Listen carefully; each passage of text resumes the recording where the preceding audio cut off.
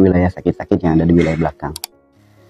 Wilayah depan itu kan disebutnya wilayah kenabian. Wilayah belakang disebutnya wilayah kewalian. Jadi di wilayah belakang ini ada 3 wilayah, yaitu sidikin, syuhada, sholihin. Sidikin itu dari puncak kepala. Dari puncak kepala sampai ke belikat. Syuhada dari belikat sampai ke pinggang. Sholihin dari pinggang sampai ke pinggul dan ke bawah. Itu sholihin. Ya, jadi sidikin, syuhada, sholihin. Nah, kita bahas lagi untuk wilayah sidikin. Wilayah sidikin itu dari puncak kepala sampai ke belikat.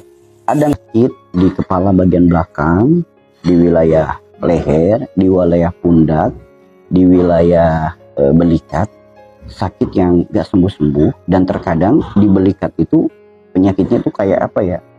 Kayak ada sesuatu yang bermasalah di balik apa nih, tulang entong-entong namanya kalau Jawa mah.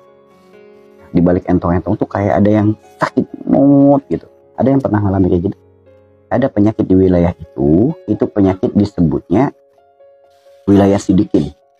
Sidik itu artinya apa? Sidik itu artinya cerdas, bijak, pemikir. Kemudian apalagi orang yang cerdas, bijak, pemikir. Bila mana ada sakit dari puncak kepala sampai ke belikat, apalagi sakit itu terus menerus, apalagi itu penyakitnya disebabkan karena apa? Orang yang terlalu banyak pikiran, memikirkan perkara dunia, yang dipikirkan adalah ketakutan, kekhawatiran, kecemasan, kemudian was-wasan. Contoh, takut besok uang dari mana, takut, khawatir, cemas, besok beli beras di mana. Memikirkan orang yang sering memikirkan perkara itu, khawatir dengan sesuatu yang sudah Allah atur, khawatir dengan sesuatu yang sudah Allah berikan kadarnya, itu menjadikan penyakit-penyakit di wilayah sidikin. Karena sesuatu yang sudah Allah atur kadarnya itu apa? Rizki. Rizki itu sudah diatur oleh Allah, rizki tidak akan tertukar. Allah berikan kepada kita sesuai dengan jatah kita. Namun terkadang kita ikut campur dengan sesuatu yang sudah Allah atur. Kita khawatir, kita gelisah, seakan-akan pokoknya khawatir perkara dunia.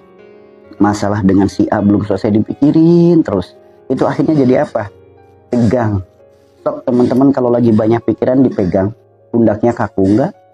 Kalau lagi banyak pikiran yang sakitnya wilayah belikat. Nah, belikat itu sebenarnya apa? Kekuatan yang ada dalam tubuh, kekuatan yang ada dalam tangan. Nah, dia merasa merasa berat nih dengan apa yang ia bawa, apa yang ia emban, apa yang diamanahkan, berat. Wah, saya nggak mampu ini mah, saya nggak mampu, saya nggak sanggup, saya menyerah. Nah, itu akan menjadi penyakit-penyakit di dalam belikat. Ketika ada rasa seperti itu, wah saya nggak mau. Nah, padahal apa? Sesuatu yang sudah Allah takarkan untuk kita, la yukallifullahu nafsan illa wus'aha, laha ma kasabat wa 'alaiha ma kasabat. Kan jelas Allah menguji hambanya pasti sesuai dengan kadarnya. Gak mungkin melebihi batas kemampuannya. Tapi terkadang kita melemahkan diri kita sendiri. Wah saya nggak mampu, saya nggak kuat, saya nggak bisa. Nah itu yang menjadikan sakit-sakit di dalam belikat. Tahu belikat nggak teman-teman? Segala sesuatunya sudah diatur oleh Allah. Nah itulah yang menjadikan sakit-sakit di wilayah itu. Dan apalagi nih hati-hati bagi perempuan. Hati-hati. Karena ketika dalam keadaan seperti itu, jatuhnya marah, jatuhnya kekecewaan, jatuhnya ngomel-ngomel ke suami, itu hati-hati. Dampaknya bukan hanya diri Anda yang sakit, suami Anda pun ikut sakit. Dan hati-hati, marahnya seorang istri kepada suami bisa menyempitkan rizkinya.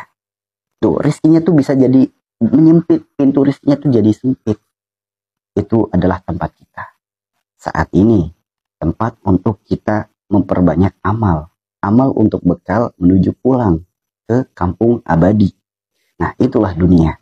Dunia segala sesuatunya sudah diatur oleh Allah.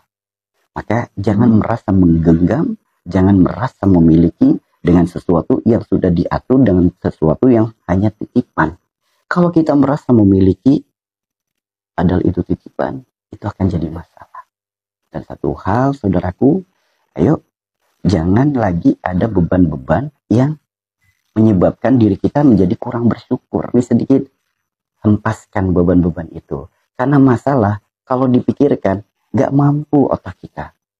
Masalah kalau diletakkan di pundak gak mampu kita untuk mengangkat bebannya. Tapi ketika masalah kita taruh di bawah telapak kaki kita injak dan jadikan itu anak-anak tangga, pijakan untuk kita lebih dekat kepada Allah. Nah, itu baru keberkahan, baru kemuliaan. Pun semua sudah dalam skenario Allah. Yang bahaya itu ketika lagi ada masalah, tapi kita tidak melibatkan Allah dalam urusan kita. Itu yang bahaya. Karena masalah kecil akan menjadi besar jika Allah tidak kita libatkan. Apalagi bukan tidak dilibatkan. Udah mah nggak dilibatkan, kemudian kufur nikmat, mengeluh, kemudian membandingkan keadaannya dengan orang lain. Nah, ini hidupnya. Tambah menderita lagi nanti hidupnya. Itu ya Allah. Tanpa atas izin Allah, masalah kita tidak akan pernah selesai. Maka ayo kita belajar. Kita sama-sama belajar. Belajar, libatkan Allah dalam setiap urusan kita. Karena jika Allah sudah ikut andil, tidak ada kata yang mustahil. Jika Allah sudah ikut andil, tidak ada kata yang mustahil. Lawanlah kemustahilan dengan kita bertawakal kepadanya.